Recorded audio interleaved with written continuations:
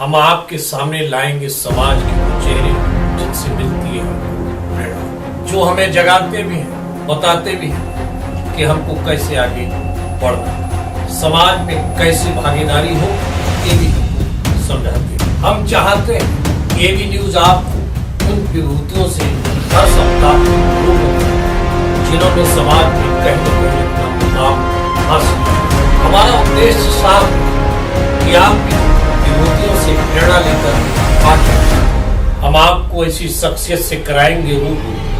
ये बात साफ है कि धारावी के जननायक रहे बाबूराव माने आज भी जमीनी राजनीति का असली चेहरा हैं। वे कुर्सी की नहीं, समाज की राजनीति करते हैं। यही उनकी सबसे बड़ी ताकत है।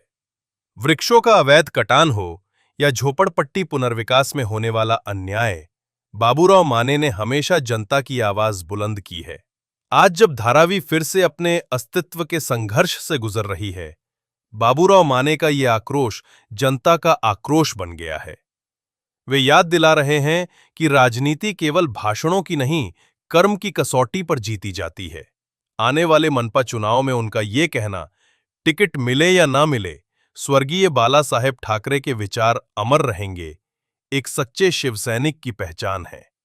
बाबूराव माने अपने बेटे को चुनाव मैदान में इस बार मनपा चुनाव में उतार रहे हैं, इसका भी ऐलान उन्होंने कर दिया है। उद्धव ठाकरे और राज ठाकरे का एक साथ आना मुंबई के राजनीतिक माहौल में नई ऊर्जा का संचार कर चुका है।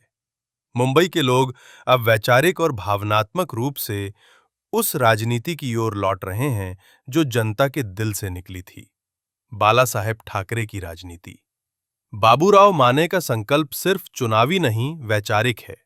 वे बता रहे हैं कि पद, टिकट और सत्ता से ऊपर है वो जन आंदोलन की भावना जिसने शिवसेना को मुंबई की गलियों से बुलंदी तक पहुंचाया। आज जब राजनीतिक दल विचारधारा से भटकते जा रहे हैं, माने जैसे सिपाही इस बात की याद दिलाते हैं कि शिवसैनिक का दिल केवल जनता के लिए धड़कता है। ये संघर्ष सिर्फ धारावी के पेड़ों या झोपड़ियों का नहीं, बल्कि मुंबई के आत्मसम्मान का है। और इस आत्मसम्मान की रक्षा में बाबूराव माने फिर एक बार अग्रिम पंक्ति में। खून से सींचा है, पत्ती पत्ती से आशिकारा है, नीति बाग वहाँ दुरुस्त नहीं, गुलशन पर हक हमारा है। जी हाँ, ये पंक्तियाँ इसलिए चरितार्थ बैठती हैं धारावी की उस शख्सियत के लिए जिसने धारावी की मिट्टी से, धारावी के लोगों से, बच्चे बूढ़े जवान, धारावी के रहवासियों के लिए अपने जीवन को अगर सही मायनों में देखा जाए तो खपा दिया, समा दिया है। धारावी के उत्थान के लिए, धारावी के लोगों की मांग के लिए। वर्तमान दौर में एक धारावी की समस्या बहुत बड़ी विकराल है और जिसके लिए पिछले कई सालों से संघर्ष कर रहे हैं बाबूराव माने जी। वर्तमान समय में धारावी में अडानी ग्रुप ने कहीं वृक्षारोपण जो हरियाली थी उसका कत्ल किया है और लगभग मैं समझता हूँ सुप्रीम कोर्ट ने भी ये आदेश दिया है कहीं भी हरियाली का कत्ल न किया जाए। यहाँ सवाल 50 पेड़ों का है, 50 से ज़्यादा भी हो सकते हैं। क्या कहेंगे इस पूरे प्रकरण को, क्या है मैटर? देखिए, धारावी के विकास के नाम के ऊपर धारावी में जनता के ऊपर तो जुल्म जबरदस्ती चालू है ही, लेकिन जो निसर्ग है, जो पर्यावरण है, जिस झाड़ के कारण अपन खुला सांस ले सकते हैं, उन झाड़ों के ऊपर भी अन्याय हो रहा है। उनकी भी मुंडी कटा दी जा रही है, जड़ से उनको उखाड़ फेंका जा रहा है और ये मानव जाति के लिए बहुत ही बड़ा धोखा है, बहुत ही बड़ी धोखाधड़ी है। और विदाउट परमिशन, कोई भी प्रकार का परमिशन न लेते हुए ये झाड़ काटे जा रहे हैं। झाड़ को काटने के लिए कुछ आचार संहिता है, मानक है, कोई मानक है कि उस मानक को पूरा करने के बाद ही झाड़ काटा जाता है। जब झाड़ काटा जाता है तो उसकी परमिशन मिलती है और वो परमिशन मिलने के बाद वो झाड़ के ऊपर चिपकाई जाती है वो परमिशन। उस परमिशन के अंदर झाड़ का आयुष्मान, झाड़ की उम्र, कौन से जाति का झाड़ है, कितने बरसों से लगा हुआ है और उससे ऑक्सीजन में कितना फायदा जनता को हो रहा है, ये सारी बातें उस नोटिस के अंदर होती है और वो झाड़ के ऊपर नोटिस लगाया जाता है, इस झाड़ काटने का परमिशन मिला है और ये नोटिस है, ये सारा कानूनी कार्रवाई करने के बाद ही झाड़ काटा जाता है। उस झाड़ के बदले में 10 झाड़, 15 झाड़, 25 झाड़ लगाना चाहिए, ये आदेश भी है। ये आदेश भी है। ऐसी अवस्था में अदानी के लोग यहाँ पूरी तरह से दादागिरी कर रहे हैं। कहाँ पे काटे गए हैं? ये डायमंड अपार्टमेंट के पीछे, एवरग्रीन हाउसिंग सोसाइटी के पीछे, शाहू नगर के पीछे और माहिम स्टेशन ईस्ट के सामने का सारा झाड़ का सफाया कर दिया है और पर्यावरण को बहुत बड़ा धोखा निर्माण किया है। ये इस तरह का विकास हम नहीं चाहते हैं। जितने भी झाड़ है वो बचने चाहिए। अगर झाड़ काटना ही है तो उसके बदले में दूसरा झाड़ लगाना चाहिए, वैसा तुम्हारा प्लानिंग होना चाहिए।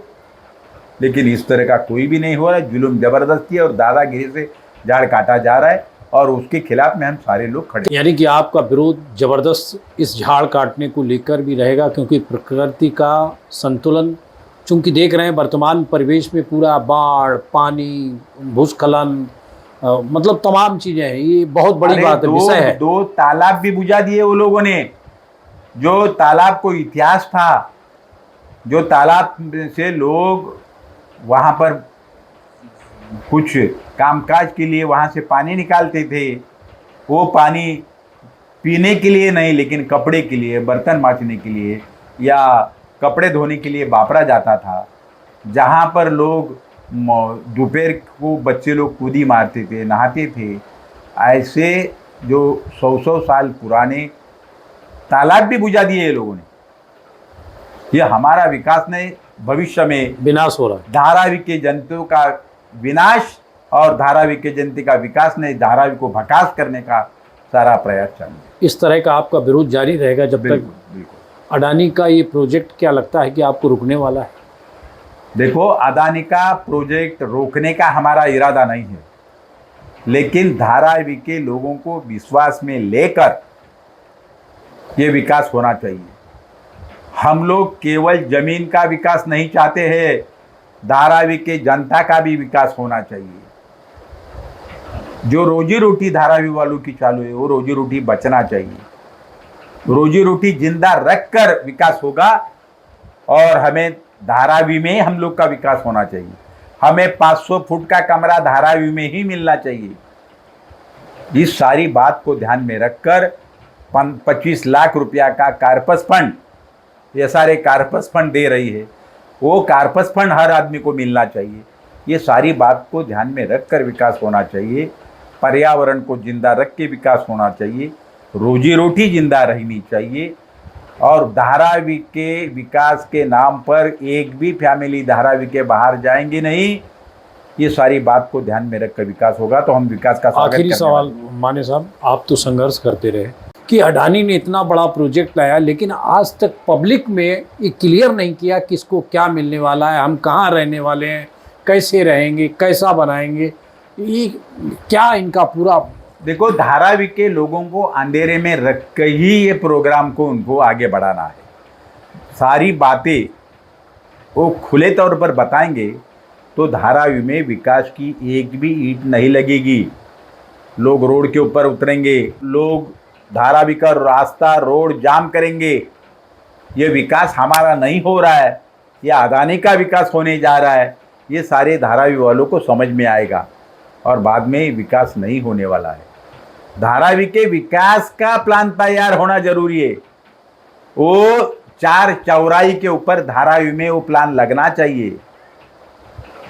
हमारा घर कहाँ में तैयार होने वाला है? आपने बहुत प्रमुख बात कही कि हर चौराहे पे हाँ, धारावी का प्लान लगना चाहिए। इस मामले में अडानी अभी तक कोई कदम नहीं उठाया है, ये बहुत बड़ी बात है। वर्तमान में नगर पालिका का चुनाव भी आया है। यदि बीएमसी में आपकी सत्ता आती है तो क्या इस पर आप लोग प्रमुखता से बैठेंगे कि हाँ इस तरह का विकास होगा, नहीं तो हम नहीं करने देंगे? देखो, मुंबई महानगर पालिका में शिवसेना, उद्धव बाला साहब ठाकरे और राज ठाकरे साहब, इनकी ही सत्ता मुंबई में आने वाली है। इनको ही लोग चाहते हैं। मुंबई के यूपी, बिहार आदि राज्य के भी लोग उद्धव साहब को चाहते हैं, आदित्य साहब को चाहते हैं, वो राज ठाकरे साहब को चाहते हैं। मुंबई की जनता की हिफाजत यही लोग रख सकते हैं, मुंबई का विकास यही लोग कर सकते हैं, ये लोगों को मालूम है। और इसके कारण उनका ही मेयर मुंबई शहर में बनेगा। हम लोगों ने तो धारावी में बता दिया है। अदानी ने लोकसभा को भी कैंडिडेट खड़ा किया था, अदानी ने विधानसभा में भी कैंडिडेट खड़ा किया था। हम धारावी के लोगों ने दोनों कैंडिडेट का सफाया कर दिया है। और विरोधी दल का कैंडिडेट हम लोग ने, महाविकास आघाड़ी का कैंडिडेट हम लोग ने चुन के लाया है। ये आपके सामने की बात है। आपने बात राज ठाकरे की कही कि राज ठाकरे उद्धव ठाकरे, इसका मतलब ये माना जाए कि इसमें गठबंधन निश्चित होने वाला है? निश्चित गठबंधन होगा, उद्धव जी और राज ठाकरे जी का निश्चित गठबंधन होगा। और राज ठाकरे जी ने भी स्पष्ट रूप से अभी कबूल कर दिया है कि भविष्य के राजकारण में उद्धव जी के साथ में, और मुंबई में जो भी जनता आई है, जो भी जनता रहती है, उस सारे जनता को साथ में लेकर हम काम करेंगे। कोई भी प्रकार की गलतफहमियां मनसे के बारे में है, निकाल देना चाहिए और हमें साथ देना चाहिए। हम भी भविष्य में राज ठाकरे, उद्धव ठाकरे जी के साथ में रहेंगे, ऐसा मुंबई की जनता भी बोल रही है। और राज ठाकरे, उद्धव ठाकरे जी ने भी एक नया कदम डाला है। चूँकि आप स्वर्गीय श्री बाला साहेब ठाकरे के बड़ा निकटतम व्यक्ति रहे हैं और आप ऐसे व्यक्ति रहे जिन्होंने शिवसेना का दामन नहीं छोड़ा। बिल्कुल। अब भले ही शिवसेना उद्धव गुट हो गया हो, लेकिन आप ऐसे सजग पहरी थे कि जिन्होंने शिवसेना के लिए सब कुछ अपना दांव पे लगाया। ऐसे में क्या माना जाए, बाबूराव माने की भूमिका क्या रहेगी? बाबूराव माने खुद चुनाव लड़ने वाले हैं, उनका बेटे को चुनाव मैदान में उतारने वाले हैं, क्या इस मामले में थोड़ा सा स्पष्ट? जनता ने चाहा तो मेरा बेटा चुनाव के मैदान में उतरेगा, जनता ने नहीं चाहा तो नहीं उतरेगा। लेकिन टिकट मिले ना मिले, हमारे कोई फैमिली को टिकट मिले ना मिले, हम शिवसेना उद्धव बाला साहब ठाकरे जी के साथ में कायम रहने वाले हैं। इसके आगे भी रहेंगे। इसके पीछे का कार्यकाल तो आप जानते ही हैं। मैं 50 साल से शिवसेना पार्टी में रहा हूं। कभी भी कोई भी प्रकार का पार्टी छोड़ने का विचार हमने किया नहीं है और भविष्य में हम करेंगे नहीं। हम उद्धव जी के साथ में हमेशा के लिए रहेंगे। आपने बहुत बड़ी बात कही कि हम पार्टी नहीं छोड़ेंगे, टिकट मिले ना मिले। अब नई पीढ़ी है, चूंकि आपका बेटा भी काफ़ी सक्रिय है और समाज में उसने भी अपनी अलग पहचान बनाई है, तो चूंकि बाबूराव माने की स्तंभ है शिवसेना के और उनका बेटा भी एक अपनी पहचान बना चुका है, उनका वोट बैंक भी है, तो ऐसे में क्यों आपने दुविधा वाली बात क्यों कही कि मिले या ना मिले? ये कहाँ पे दुविधा आती है? आपको भरोसा नहीं है उद्धव जी पे? उद्धव जी मेरे बेटे को जरूर टिकट देंगे, लेकिन टिकट कम है, मांगने वाली जास्ती है। ऐसी अवस्था में उनके भी सामने दिक्कत है ना, किसको देना। 50 साल से जुड़े बाबूराव माने शिव सैनिक से मैं बात कर रहा हूँ। लगता है कि बीएमसी पर शिवसेना उद्धव गुट का झंडा लहराएगा? बिल्कुल 100% शिवसेना पार्टी का ही झंडा मुंबई शहर में लहरेगा। और मुंबई की सारी जनता, क्योंकि आपको जानते हैं शिवसेना पार्टी ने लगातार 25 साल ये मुंबई शहर में काम किया। जून महीना, मई महीना जब आता था तो हर समय पानी की कपात करनी पड़ती थी, लेकिन शिवसेना पार्टी के 25 वर्ष के कार्यकाल में 2 तालाब नए बनाए शिवसेना पार्टी ने। 90,000 करोड़ रुपया उन्होंने बैंक में जमा किया। शिवसेना के खजाना, अपना मुंबई महानगर पालिका के खजाना में उतना पैसा जमा किया। मुंबई शहर को अच्छी तरह से सुविधा देने के बाद भी आज मुंबई के महानगर पालिका के स्कूल देखो आप, पहले म्यूनसिपैलिटी के स्कूल में कोई जाता था नहीं, लेकिन आज सारे लोग मुंबई महानगर पालिका के स्कूल में अपने बच्चे को डालते हैं। सारी सुविधा दिया जा रहा है, अंग्रेजी पढ़ा रहा है, हिंदी पढ़ा रहा है, सारे भाषा का टीचर है। कम से कम 5 लाख स्टूडेंट यह मुंबई शहर में महानगर पालिका के स्कूल में पढ़ रहे हैं। ये मतलब उपलब्धियां हैं जिनको लेकर कोई नकारा नहीं जा सकता। हाँ। लेकिन के समय में काफ़ी भ्रष्टाचार हुआ है बीएमसी में, इसको लेकर देखो, ये पूरे गलत आरोप है। इस तरह के आरोप हमारे ऊपर नहीं होंगे तो उनको जनता में समर्थन कैसे मिलेगा? उनको समर्थन मिलना चाहिए। इसके लिए लोगों में भ्रम निर्माण करने का काम, लोगों का दिशाभूल करने का काम, शिवसेना के अच्छे काम को नज़रअंदाज करने का काम विरोधी पार्टी के लोग करने वाले हैं। और अभी इलेक्शन आया है तो जास्ती इस तरह की बात वो करेंगे।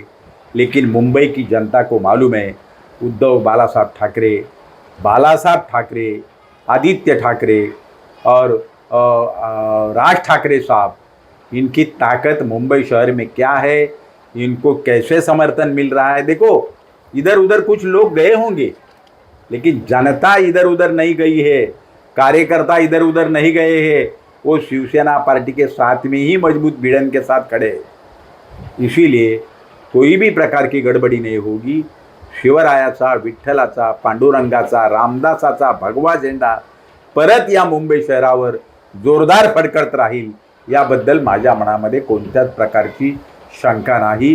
जय हिंद, जय महाराष्ट्र। ये थे धारावी के वो दिग्गज नेता बाबूराव माने साहब। इन्होंने कहा कि शिवसेना का उद्धव गुट का इस बार भी झंडा बीएमसी पर लहराएगा और साथ ही उन्होंने धारावी की उन तमाम समस्याओं को लेकर अपने रोष भी व्यक्त किया कि किस तरह से हरियाली का कत्ल इस विकास के नाम पर किया जा रहा है जो विनाश बनने वाला है।